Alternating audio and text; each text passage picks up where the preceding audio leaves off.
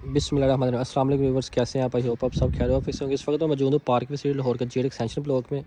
तो ये Z extension block की मेन स्ट्रीट है, सारा डेवलप एरिया है, देखिए सारे घर बने हुए हैं। यहाँ पे हमारे पास एक 5 मरले का कॉर्नर का प्लॉट अवेलेबल है फॉर सेल के लिए। डिमेंशन इसकी 25x45 है। इर्द गिर्द आप देख सकते हैं सारी आबादी है। ये कॉर्नर का पीस है 5 मरले का। इसके आगे तकरीबन 10 से 12 फुट का ग्रीन बेल्ट है और राइट साइड पे, इसके जो लेफ़्ट साइड पे है, ये भी 10 से 12 फुट का ग्रीन बेल्ट है। कॉर्नर के प्लाट की सबसे अच्छी लोकेशन ये होती है कि इसको 2 साइड रोड लगता है, दोनों तरफ इसके 40 फीट रोड है।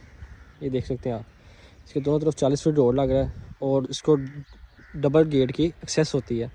मतलब कि एक गेट आप छोटा लेफ़्ट साइड पर रख सकते हैं, इस तरफ जहाँ पे इन्होंने रखा हुआ है, और एक मेन गेट आप फ्रंट वाली साइड पे रख सकते हैं। और इसकी फ्रंट एलिवेशन के विंडो और इसकी डिमेंशन अच्छी माशाल्लाह बन जाती है। कॉर्नर के प्लाट की ये फ़ायदा होता है।